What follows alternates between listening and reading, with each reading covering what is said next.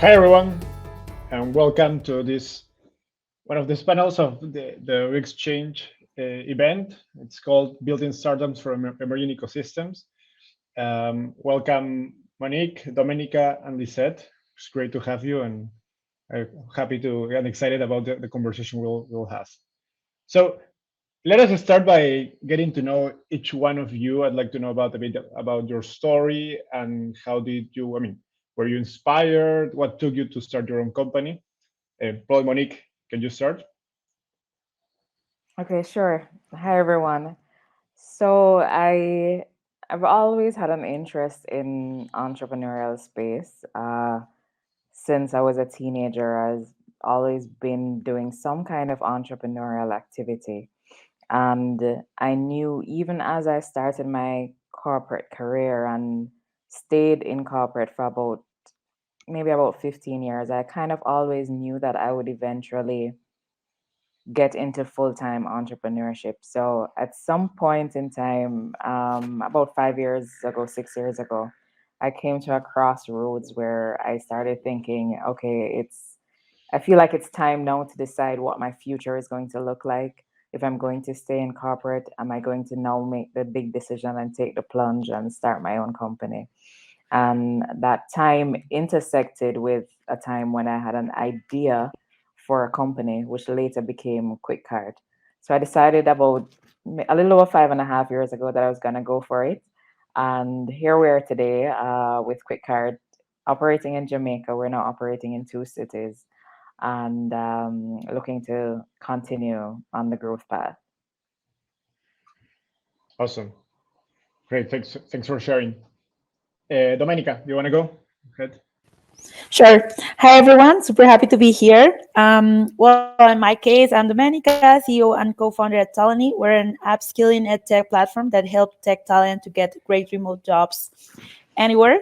In my case, what inspired me to become an entrepreneur, specifically in the startup world, was to work at a startup when I was in the university. So at that time, I only had the opportunity to have intern roles, but once I get this startup, I became quite chief of staff of the CEO, like very quickly.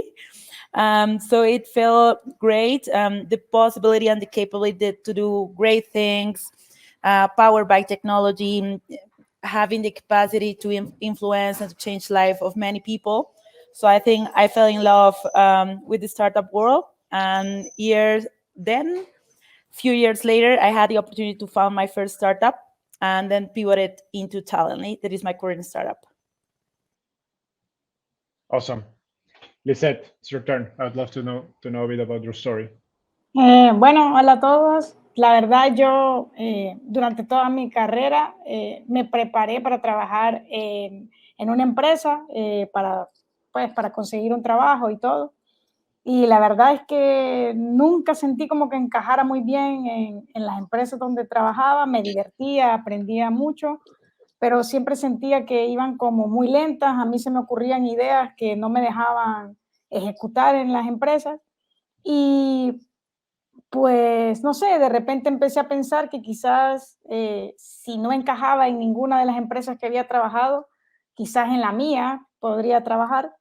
Y eso se juntó con que yo estoy en el mundo logístico desde hace 20 años y había un problema que a mí me resultaba frustrante en todas las reuniones, no tenía conocimiento de la operación, era bien difícil conseguir información y se me ocurrió una idea y pues como que todo se alineó y dije, bueno, voy a intentarlo, he hecho proyectos para otras empresas y ¿por qué no hacer un proyecto para mí? Porque al final hacer una eh, startup es básicamente hacer un proyecto y ahí fue donde nació y la inspiración realmente fue porque en El Salvador hay una aplicación, bueno, una compañía que se llama Hugo App, que es un delivery tipo Uber Eats Mhm. y vi en una revista que decía que aquí en El Salvador Hugo App le había ganado a Uber Eats. Y yo dije, bueno, si ellos pueden y son jóvenes igual que yo y empezaron con una idea chiquita, pues quizás yo también puedo. Y ahí como que fue el último empujón y así empezó Link2, que es una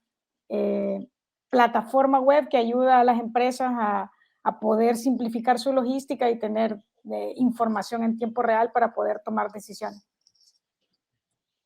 That's amazing. I love that part of the story where you get inspired by what Hugo did and beat Uber.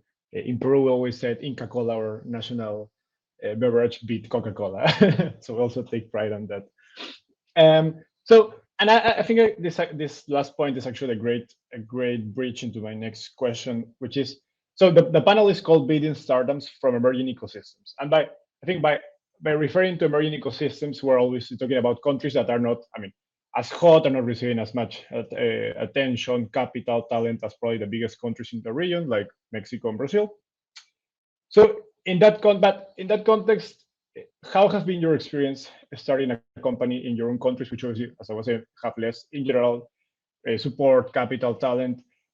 I always wonder, like, how do entrepreneurs think about this? Like, is it because entrepreneurs are used to challenges, are used to problems? I think it's hard to imagine that you say, okay, because there's no support, there's no capital, I'm not going to start a company. You usually just jump on it and then figure it out on yourself. So I'd like to know a bit about how has been this experience. Did you ever felt there was a lack of support, a lack of capital, etc.? Monique, you can go first. Okay, well, I just realized that at the start I didn't say what QuickCart was. So QuickCart is basically a platform that allows people to go online and order just about anything from restaurants and stores in their area and have it delivered in 60 minutes or less. So that's what QuickCart is. In terms of starting a business and especially a tech startup in a developing country, you know, I mean, it's always hard getting a startup off the ground, but I think it's especially hard here because basic things become challenging. So even when we were starting out, even getting the e-commerce infrastructure set up locally was difficult. Getting that done through a local bank was an 8-month long process. Compare that to signing up with Stripe and getting up and running in 24 hours, right? And then there's also lack of access to capital. So the ecosystem isn't mature enough to have several venture capital firms and that sort of thing. So finding the capital to get your business off the ground is super, super difficult.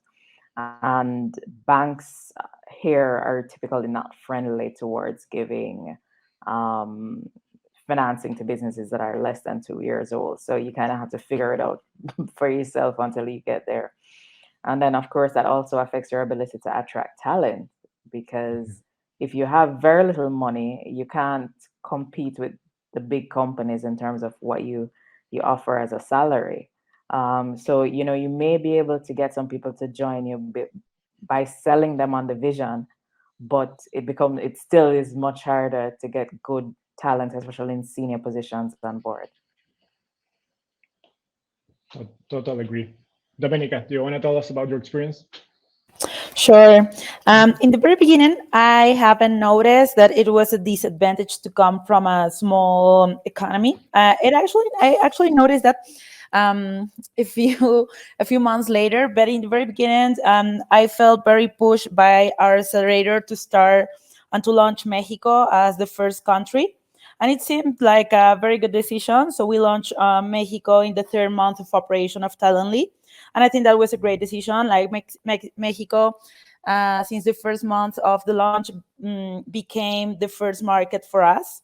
So I think it's a very wise decision. But the other important thing, I think I wouldn't say that to come from a small country is a disadvantage, but more like a huge opportunity, because you can position quickly yourself as the first mover in your market. So I think entrepreneurs should think about themselves if they come from a small economy, that as an opportunity, but not as a problem. I think like problems are the same than opportunities, and we should be focused on opportunity. Amazing. And Lisette, what has been your experience? Pues yo pienso que empezar una empresa, empezar un emprendimiento es complicado en cualquier lado. porque los retos para conseguir clientes, para empezar la compañía, son muy similares en países desarrollados que en vías de desarrollo. Creo que el reto más grande es antes de empezar el emprendimiento, porque no solo te tiene que venir la idea y tener claro qué hacer, sino que tenés que tener los recursos propios para poder lograrlo. Entonces creo que la preparación antes de dar ese paso es súper importante y probablemente por eso es que menos startups se convierten en empresas exitosas en países en vías de desarrollo, porque uno tiende que cuando se le viene la idea y como tiene ese motor, no sé, como que uno empieza a buscar cómo hacer, a veces se lanza al agua sin saber nadar muy bien y uno cree que en el camino lo va a resolver. Entonces, yo creo que la preparación para alguien que quiere empezar un emprendimiento en un país en vías de desarrollo debe ser muy grande, porque de lo contrario te quedas sin fondos. Como decía Monique, no puedes contratar gente talentosa porque no le puedes ofrecer un salario igual que las demás empresas grandes. Entonces creo que tiene que ser todo más pensado, más medido, más trabajado, y al menos en El Salvador no hay mucho capital semilla, no hay inversores ángeles que te permitan dedicarte completamente al negocio. Siempre uno tiene que estar trabajando. En El Salvador les dice uno hacer iguanitas, ¿vea? Un trabajo por aquí, otro por allá, porque no empieza a ganar uno desde el primer día. Pero sí hay aquí en El Salvador por lo menos te enseñan cómo emprender y eso también es importante. Entonces, poquito a poco, a la medida que se van desarrollando empresas y van siendo exitosas, van mirando más hacia nosotros. Pero sí creo que lo fundamental es la preparación antes de la decisión de voy a emprender y me voy a dedicar a esto. Eso sí lleva más tiempo y por eso creo que salen menos empresas exitosas de países en desarrollo que en otros lugares donde solo tenés que tener la idea, la capacidad y el entorno te apoya. Aquí es más como que trabajar mucho antes. Amazing. So I want to actually, my next question was related to what you were mentioning in terms of preparation before starting a company. You said, how would you advise, an entrepreneur who's has an idea or is thinking about leaving their jobs to start a company? What specific steps, or 2 or 3 most important steps do you think they should be thinking about? Pues yo creo que lo principal es tener claro cuál es la idea de negocio, saber si es un problema real, porque a veces uno piensa que porque uno tiene un problema, todos los demás lo tienen. Entonces creo que estar seguro de que es un problema de muchos es algo importante porque le da como tracción a tu solución. Pero hablando de la preparación, yo creo que es importante cosas que a veces a uno lo motivan, pero que también uno tiene que tener los pies en la tierra. Por ejemplo, Hugo App en El Salvador es, yo diría, la startup que se ha convertido en una empresa quizás más exitosa, pero hay un gran trabajo detrás, hay una gran preparación y no todos nacemos con los mismos recursos. Entonces, es importante, por ejemplo, creo yo, dedicarle mucho tiempo al emprendimiento, pero uno tiene que seguir viviendo. En mi caso, yo desde que empecé a trabajar en una empresa, había una parte de mi salario que yo la destinaba para ahorros, porque de alguna manera yo siempre supe que iba a hacer algo, no sabía el qué, pero como que, ¿sabes? Sabía que tenía que tener algo ahí por si pasa algo. Y cuando ya tuve la idea, lo primero que hice fue revisar si tenía suficiente dinero para sobrevivir por lo menos 2 años. Yo me puse 2 años, creo que debí de haber puesto un poco más, pero me puse 2 años para vivir con lo mínimo y tener algo de dinero para invertirle al emprendimiento. Yo, mientras no tuve eso, no me lancé al agua porque yo soy bastante de pensar las cosas, de tener un plan, no soy como que se me ocurre una idea y voy. Entonces yo creo que eso es importante porque sin eso no hubiéramos sobrevivido a la pandemia, porque las cosas cambiaron y nacimos como empresa en medio de la pandemia y si no hubiera hecho todo ese plan, no hubiera tenido ese colchón que me permitía sobrevivir, y a la empresa, bueno, al emprendimiento también, hubiera sido bien difícil. Entonces yo creo que la idea es crucial, pero también tener fondos propios que te permitan sobrevivir mientras se desarrolla el emprendimiento, porque esto es como sembrar un arbolito. No es que lo sembras hoy y mañana ya te está dando limones. O sea, tenés que regarlo, darle cariño, cuidarlo de que no se le llegue ninguna plaga, y eso toma tiempo más del que uno esperaría. Y creo que por eso muchos al final no se desarrollan como empresa, porque no tienen el soporte, y pues hay que ser realistas. Si el entorno no te da el soporte, pues lo tenés que buscar tú. No, I really love that framing, Lisette. And I think also I think it also depends in your risk tolerance, right? I mean, obviously not depending on where you come from, your background, if you have family, etc. It's obviously the preparation you need to have, and especially this colchon you were mentioning of money or savings to support you through the process of starting a company, which can go right or can go really bad. So you can actually be calm and I mean not having a lot of not being super worried about getting to the next paycheck. So you can actually focus on your business. So as I was saying, it obviously depends on your background. I'd love to know what was Monique's and Domenica's experience. We can probably start with Monique. How did you prepare yourself before starting the company? Did you even do, or did you just jump into it? I think you're muted. Thank you. So I think I tried my best to prepare myself. I'm not sure if I did a good job in the beginning. So I think building a startup from the ground, especially an operationally intensive startup, is probably one of the hardest things you'll ever do in your life. And I don't think I expected that. So I don't think I was mentally ready for it. So I'd say to new entrepreneurs, make sure you have a support system in place because it's going to be hard. Um, and I'd also say in terms of financial planning, it's not gonna go exactly how you think. So I'd say when you're creating your initial budget, whatever your initial budget tells you that your expenses are going to be, double that amount. And whatever it tells you that your revenue is going to be, cut that amount in half and create a financial projections or financial scenario rather centered around you altering your expectations because they when you're just starting out, there's going to be a lot that you don't know about the space and about the business, and there are going to be a lot of surprises. So, as best as you can, if you can make sure that there is some sort of financial cushioning in place, that's definitely something that you want to do. I love that framework for forecasting the initial operation of the business. Domenica, how did it went for you?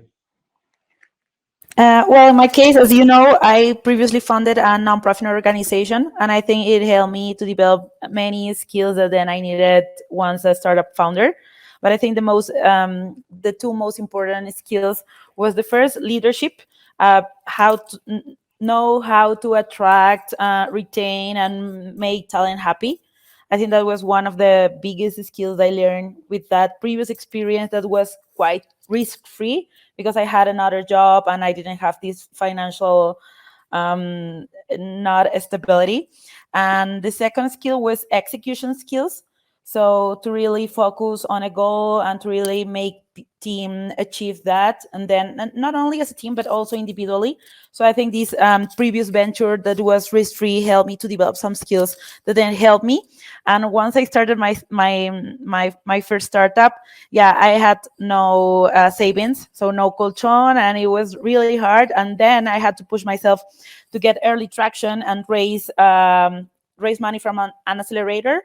And that's something I don't advise to others. I think it is important to have some financial stability or a clear plan to achieve traction so you can raise money or to raise money earlier on. But I know that for first-time entrepreneurs, it's not that easy. But yeah, that's quite my experience. Awesome. No, I've definitely seen the founders that actually the founders that the companies that actually made money usually were less able to raise capital. I think in the end it ends up being a competitive advantage for the founders that they start super focused on traction, because if you can't pay the bills and there's no company, and then once you scale you're able to raise money, and you're definitely in a better position against companies that just start raising money from the beginning. So Domenica referenced skills about starting a company. She mentioned leadership and mentioned obviously this capacity to fund a company. I'd love to know, Monique and Lisette, what have been those skills that you felt were, your biggest challenges during the first, months or year of your company, and how would you have done them? How would you have trained yourself different to get those skills if you were going to start another company? Lisette, you can probably go first. Bueno, en mi caso, la verdad, en el tema de comenzar el emprendimiento, yo estaba, pues como tenía la parte financiera resuelta, digamos, estaba enfocada en lo que me gustaba hacer. En mi caso particular, empezar el emprendimiento fue algo para mí súper divertido. O sea, aunque yo siempre había trabajado, como les dije, en las empresas, siempre había como algo que no terminaba de cerrarme en las compañías y nunca me sentí tan realizada y tan feliz. Mis amigos, de hecho, me decían, hey, Lisette, no vas a buscar trabajo. O sea, sí, pues se te terminó el otro trabajo, pero deberías de estar yendo a entrevistas. Y yo les contaba de que yo pensaba hacer un emprendimiento, mis ideas, y les decía, mira, se me ocurrió esto, ¿vos qué pensás? Y ellos me decían, no, sos la desempleada más feliz que conozco. Y yo les decía, bueno, deberías de buscar trabajo mejor. Y yo le decía, no, si trabajo tengo, lo que pasa es que todavía no me pago, pero algún día la empresa me va a pagar. Por ahorita para mí es como una inversión. Entonces, en esa parte, a mí no me costó la transición. Siempre me gustó resolver problemas y eso es lo que hacemos los emprendedores. Entonces, el problema que se me venía enfrente, pues para mí era como diversión ver cómo lo resolvía. Ahora, algo importante que yo creo que Domenica decía algo súper bueno, y es el tema de los skills, de las habilidades que tenemos que tener y cómo buscar o cómo desarrollarlas. Es como hay que tomar decisiones a veces. Uno no puede ser bueno en todo y por eso las empresas no son de una persona, son de varias. Entonces, a mí lo que me funcionó, justo cuando empecé, yo no tenía dudas en que la parte técnica, logística, yo tenía 20 años de experiencia, siempre me había ido bien en la parte técnica, estaba tranquila con eso. Pero por otro lado, cuando fui a los cursos de emprendimiento, porque lo primero que hice fue googlear aquí en El Salvador si había un curso de emprendimiento que te enseñara cómo hacer una empresa, y me metí en todos los que me aceptaron. Yo iba a clases y estaba pensando en mi idea y me dijeron lo importante para poder hacer un negocio es vender. O sea, sí, el capital semilla ayuda, sí, tener un inversor ángel está bueno, levantar capital puede ser algo genial, vender una idea, pero vender realmente, tener clientes es lo más importante. Y para eso es importante tener muchas conexiones, hacer muchos amigos. Y a mí, la verdad, soy un poco tímida con la gente, me cuesta. Yo decía, uy, yo no tengo muchos amigos y ¿quién me va a comprar? Y empecé a analizarme a ver qué me faltaba a mí, y yo deliberadamente busqué en mi socio todo lo que a mí me hacía falta. O sea, yo no soy una persona muy empática, no creo conexiones rápido con la gente. Por otro lado, soy muy buena técnicamente, así que tiene sentido que no sea muy empática, y mi socio lo es. O sea, él es como la parte que crea conexiones, la parte humana, y se necesita eso en una empresa, porque podés crear todas las conexiones del mundo, pero si tenés una solución que no es buena, nadie te va a comprar. ¿Ya? Pero puedes tener la mejor solución del mundo, pero si no puedes conectar con la gente, empatizar con su problema, hacerle como esa conexión que es importante, no vas a vender. Entonces, creo que algo súper importante es entender qué te falta para buscarlo en la otra persona, para que tu equipo, el equipo como fundador, tenga las características suficientes para poder enfrentar el mundo, porque como decía Monique, al principio uno tiene que saber muchas cosas y hacer de todo, o sea, no hay presupuesto para estar contratando una agencia de marketing, nadie te diseña el logo, o sea, al principio casi que uno lo hace todo, entonces encontrar un socio que te complemente creo que es fundamental para que la transición sea mejor, más tranquila y te permita dedicarte al emprendimiento. Well, no, I love the level of self-awareness that you had about your skills how how did you feel about like hacking that in finding a co-founder or a partner that has those skills so your company doesn't struggle. So Monique, what has been your experience in that sense? Like what skills did you feel you struggled the most during those first months of the company, and how would you have done them? How would you have trained yourself differently to face them? Yeah, I think if there is one thing I could do differently, it would be to hire help sooner. So when I just started out, outside of delivery personnel, it was just me and one employee. And I think the tendency is to do that because you're trying to save money and to pinch the pennies at the start. And what I realized in hindsight is that if I had hired help sooner, I would have been able to go much faster at the beginning. So it seems counter to your first instinct to hire additional resources at the start.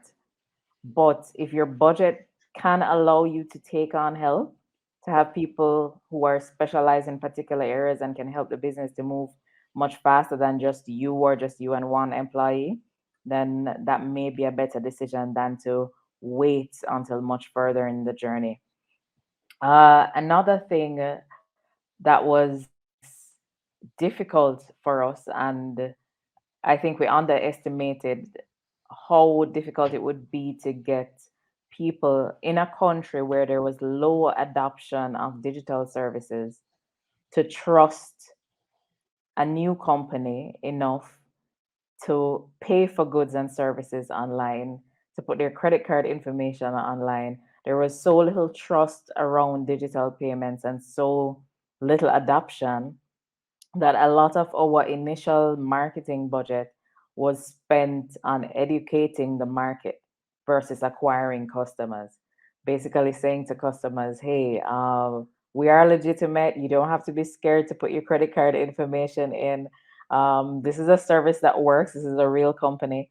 And if a company starting today in Jamaica might not have that same problem, but 5.5 years ago it was a very real challenge.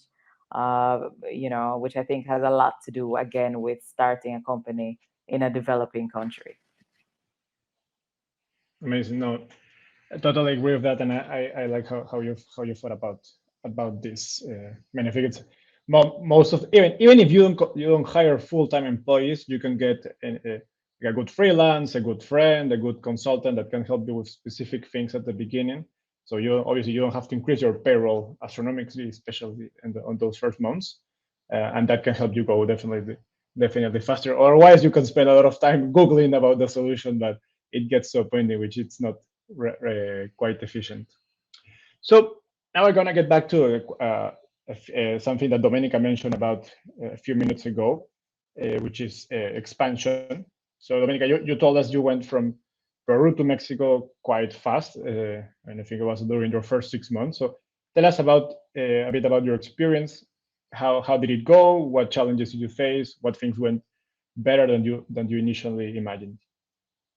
Sure. I think it was very fast because we already have a product that have demonstrated some fit with the market, which means first I had another startup that was dedicated for English learning. I was there around 6 to 8 months, and then we pivoted to Talently. And in the first 2 months, we see a lot of interest in the market. So we already have demonstrated and validated that interest in the market, and we immediately were able to launch Mexico. And with Launch Mexico, it means to do both organic and paid attraction of customers. So we can also validate if we have the same attractiveness we had in Peru, in Mexico. Actually, we made it in Mexico and Colombia. And I think it was a very good decision because we proved that exactly the exactly same service was relevant in the 3 countries. I think in some cases, especially if you're B2B, things are more complex because Mexico is a very special country in terms of how sales work, and it's different than in South America, that it could be much easier. But I think in Mexico is a lot of relationships and longer relationships. But in our case, that was B2C and was a service that had exactly the same need in Mexico, Peru, and Colombia, only to redirect our traffic in the website and to our funnel, both in an organic and paid way, what helped us to get relevant clients in Mexico. And then we definitely focus, and now we focus our service in Mexico because it's the biggest market, and actually we don't have to tropicalize that much with Peru, for example. But now we design and we do strategies always thinking in the Mexican market because it's the bigger one, and it's the one that if it works in Mexico, is more easy to work at South America. I think Mexico could be a little bit harder market because we have so much competition and so much companies advertising. So if you design for the harder market and the bigger one, I think you're already ready for the other side of the market.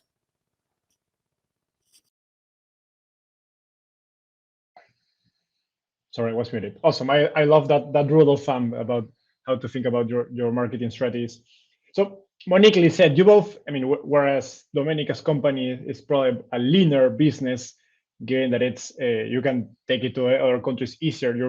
Both your companies are in the logistics space. How has been this experience in terms of expanding?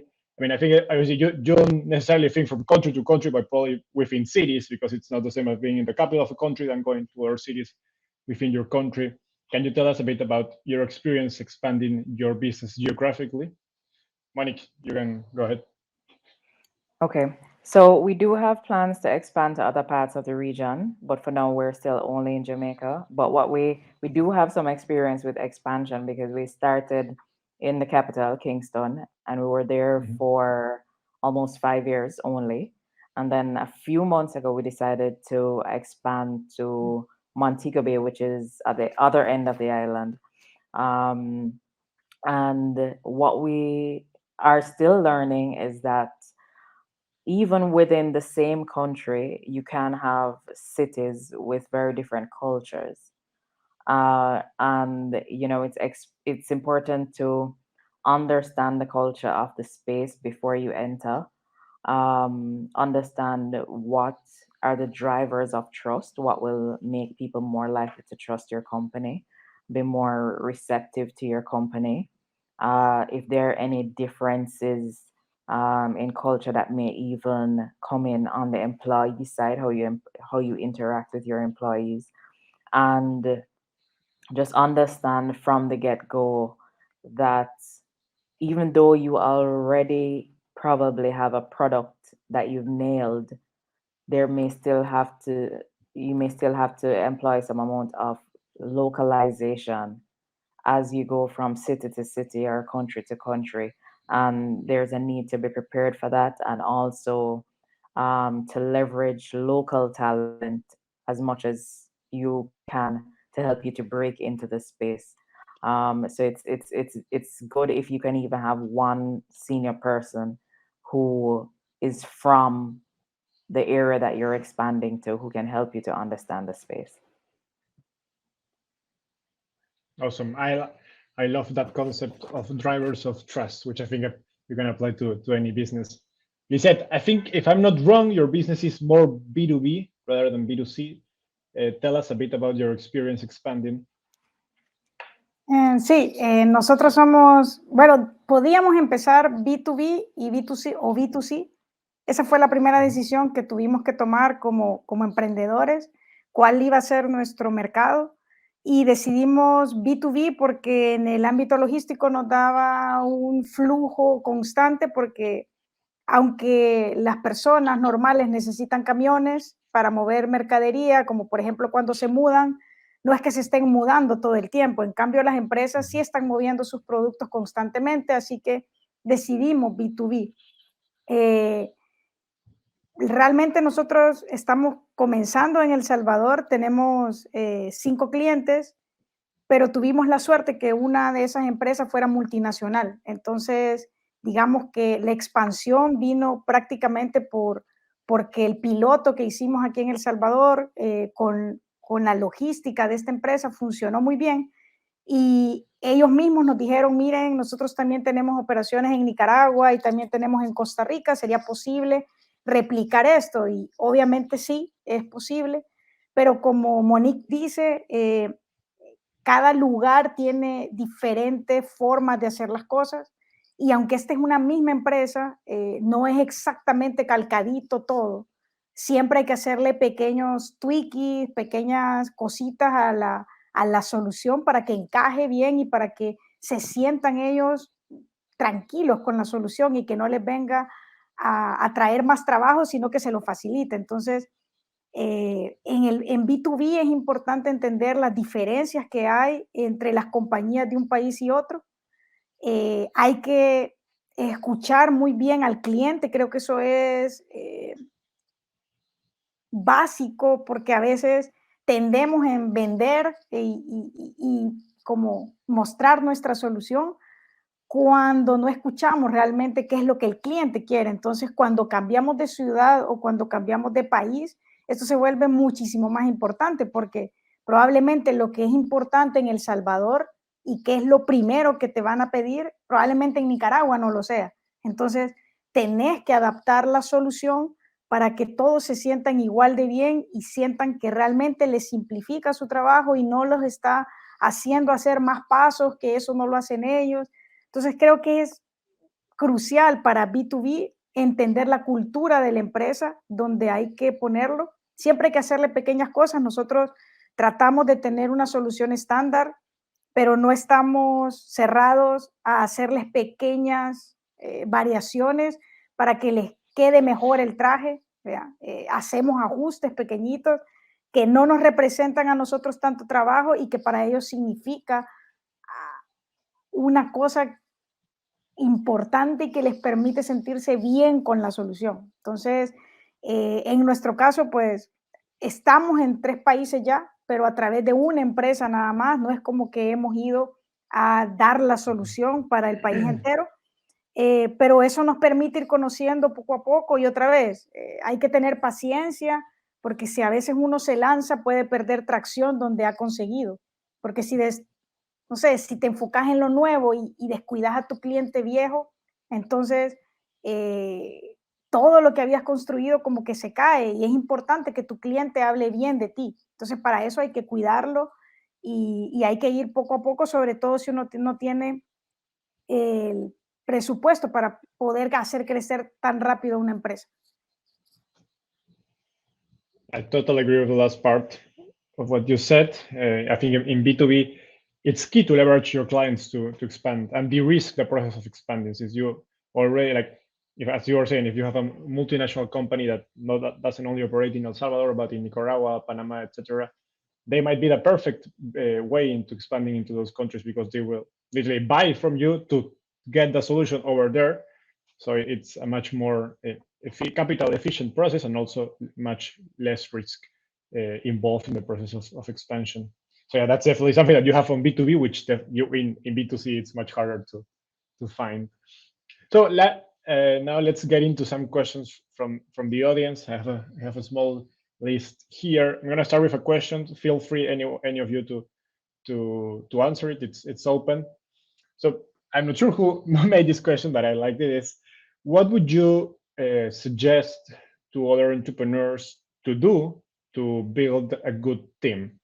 For example, this person says they will need a biotechnologist as a partner, but she or he doesn't know anyone with this profile. How would you advise them to look out for potential partners for their business?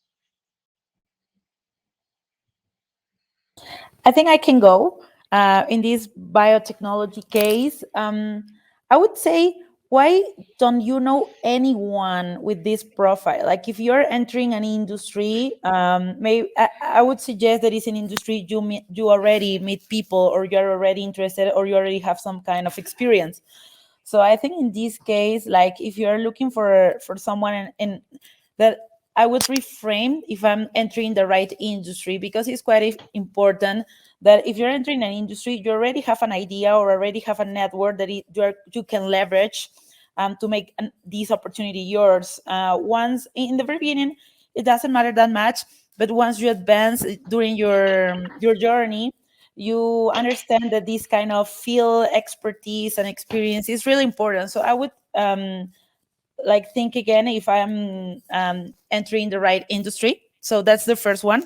And the second one, there are other cases that we need to hire people but we already don't have the, I don't know, the biggest network there. It happened to us, even though, like in my case, we're in the recruitment and education and technology industry. So we had the recruitment and the technology network very well developed. But now that we are trying to develop more the educational and technical side, we feel we don't have those contacts yet. And what I do is to ask for references of people who I admire that are already in that industry, and ask them, give me the list of the 5 people more talented you know. And you go and talk to these 5 people, trying to track them. And if those 5 people doesn't work, they have to recommend you to other 5 people. So then you pass from 0 to 25 or 50 people potential to be in your team. So if you haven't yet developed a network or don't know how to track some kind of profile, you have to go to the more talented people and ask for references, and then start working your network. Amazing. I love that quick tip. Monique, Lisette, any more advice?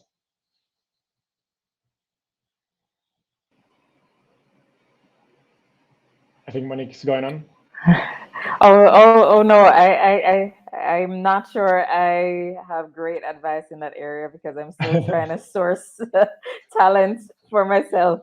But what I've found, with at least with filling a couple positions in the past, is not to underestimate the power of social media.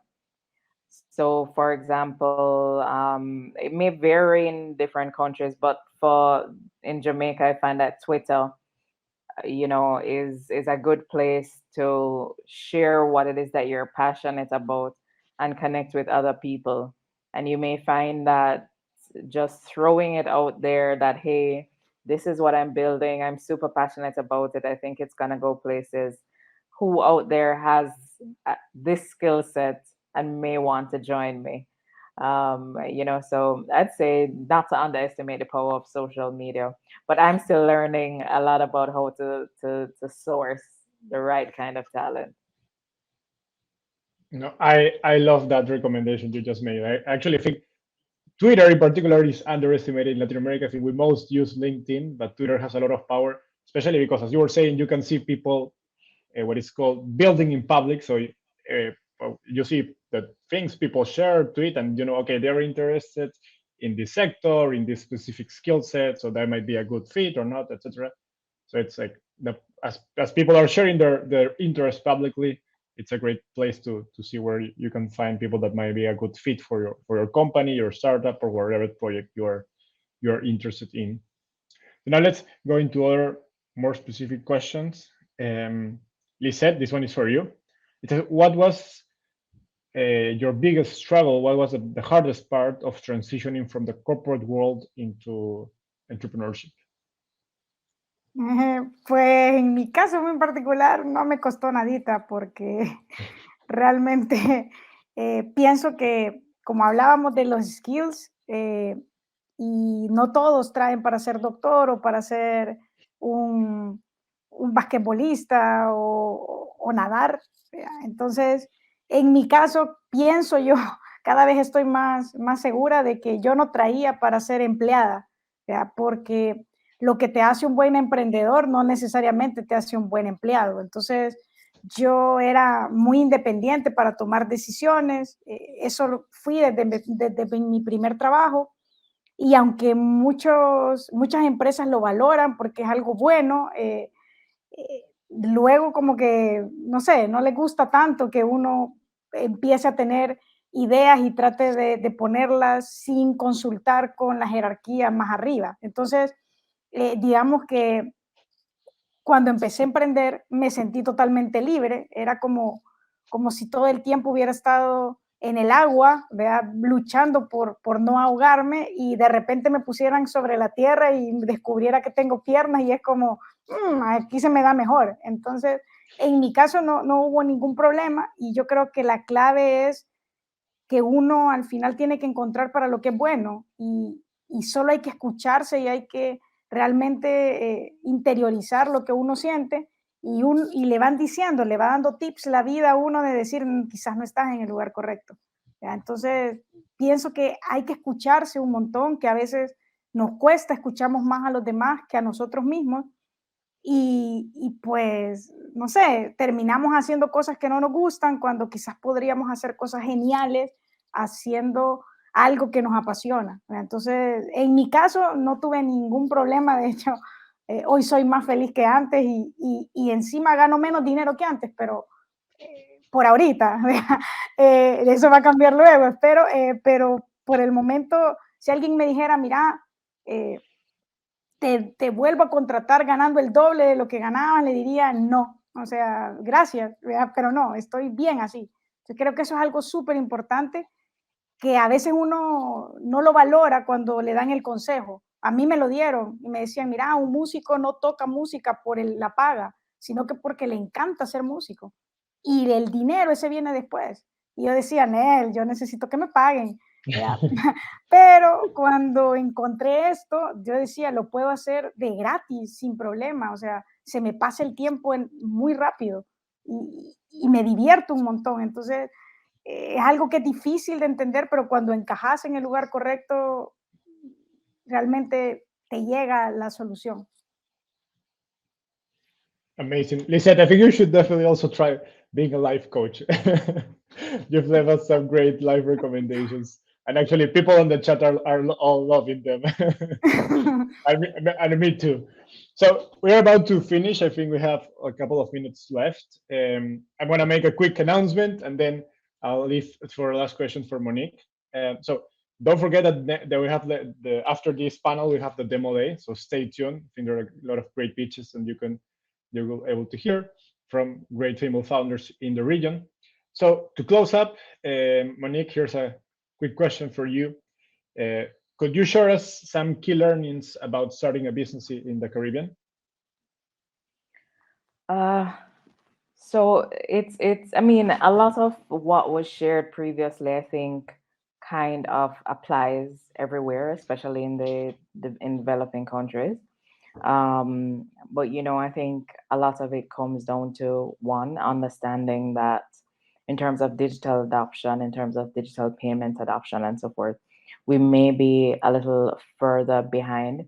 So if the business that you are going to start depends heavily on an online platform, then it's important from the get-go to make sure that all your marketing material, all your communication material includes information that will persuade people to trust you, because for people to adapt to something new, they have to trust it. So that's one important thing. I also say, get to, if you're from outside the Caribbean, get to know as much as you can about the culture of the people and how and what they respond to, because it differs everywhere you go. And another thing too is to not treat the Caribbean as one entity. So just as how you wouldn't try to expand to Africa and treat it as one entity because it's all a bunch of different countries with different cultures, that's something that's important to understand about the Caribbean for people coming into the Caribbean too. So if you go to Jamaica, the culture is going to be entirely different from if you go to Trinidad, to Barbados, and kind of understanding that as you seek to enter this space is important as well. Amazing. No, and I'll double down on Monique's last comment. I think it applies to even also the rest of the region. Each country has its own particular things, and it's not copy pasting a solution into another, even if your product could be super lean or based on software. So we come to the end. Thanks, Monique. Thanks, Domenica. Thanks, Lisette. It was great to have you here. And I mean, people, looking from the chat, people really loved the talk. I think it was super natural and personal. So happy to be here, and thank you for your time.